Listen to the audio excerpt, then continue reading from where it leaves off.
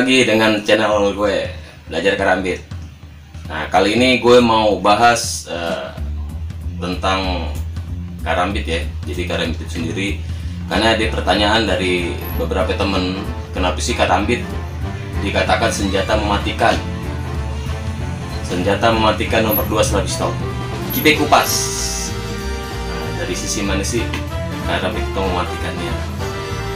Oke, yang pertama di sini ada karambit nih di depan gue. Ini karambit gue ya, karambitnya nggak bagus lah, biasa-biasa aja. Nah, ini ada karambit. Yang pertama ini ada karambit ya.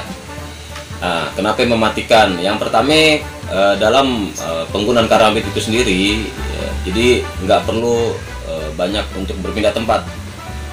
Jadi karambit bisa kita pakai tanpa harus banyak merubah posisi bergerak ya, kayak seperti itu. Yang pertama adalah karena memang karambit tidak memerlukan banyak perubahan posisi untuk pemakaiannya ketika kita bertempur. Itu yang pertama. Yang kedua, dari sisi karambitnya sendiri, jadi jika karambit yang memiliki mata pisaunya ini, mata karambitnya 2 sisi yang tajam ya. Jadi kita harus tahu, jadi efek dari karambit ketika mengenai tubuh lawan itu berapa persen dari sisi dalam mata dalam ini, berapa persen kena tubuh lawan ya, dan dari sisi luar karambit sendiri. Nah, ini berapa persen kita harus paham. Sama dengan ujungnya tadi, di ujung ini berapa persen itu efektivitasnya gitu. Jadi berapa persen efektivitasnya dalam pada saat mengenai lawan, tubuh lawan. Nah, dalam pengalaman saya, pengalaman gue, jadi untuk karambit sendiri ini, jika dia memiliki 2 mata pisau yang tajam, jadi bagian sisi luar karambit ini efektivitasnya 60% di luar ya. Kalau yang di dalam nih efektivitasnya sekitar 40%. Jadi yang 10% nya ini ada di ujung. Karena apa? Jadi ketika dia bermain dengan lawan, ditangkis sama dia, kita masuk ditangkis, ini yang bagian luar ini yang bisa merobek lebih besar ya. Jadi ketika mengenai tubuh lawan, efek dari sabetan sisi luar karambit itu lebih besar biasanya, lebih besar dibandingkan di dalam. Karena di dalam itu biasanya untuk kita seset, dan untuk ujung ini memang dia untuk merobek, acak-ngacak urat-urat di dalam tadi. Jadi ketika udah sobek, urat-urat itu akan putus. Jadi itu salah satu karambit itu dikatakan senjata mematikan nomor 2 setelah pistol itu ya. Yang ketiga, sebenarnya karambit ini bisa jadi senjata atau pisau lempar. Jadi bisa buat pisau lempar ya, perlu latihan.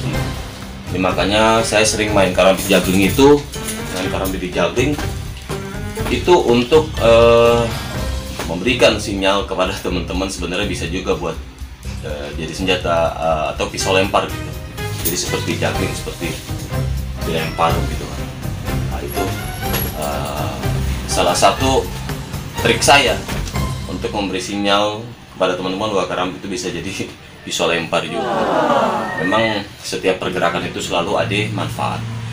Jadi ini saya jawab sedikit pertanyaan, sedikit jawaban dari saya dari pertanyaan-pertanyaan beberapa teman-teman saya yang bertanya sama saya, kenapa sih karambit dikatakan senjata mematikan? Nah, jadi itu salah satunya, karena ketika dia mengenai tubuh lawan bukan hanya sobek, tapi juga urat-urat dalamnya bisa putus. Jadi dia bisa diacak-acak. Beberapa jenis karambit yang saya punya ini saya buka 3 aja. Ini yang biasa saya pakai biasanya buat pertunjukan.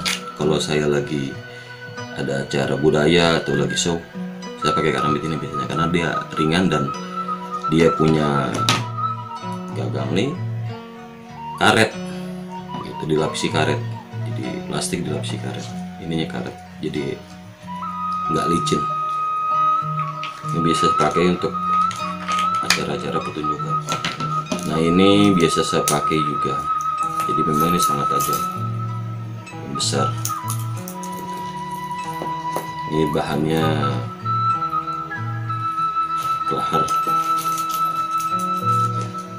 yang saya pakai juga. Dan ini yang saya selalu bawa kemana-mana, ini kecil. Nah ini original Bastinelli ya, kecil. Kalau ini memang bukan buat main.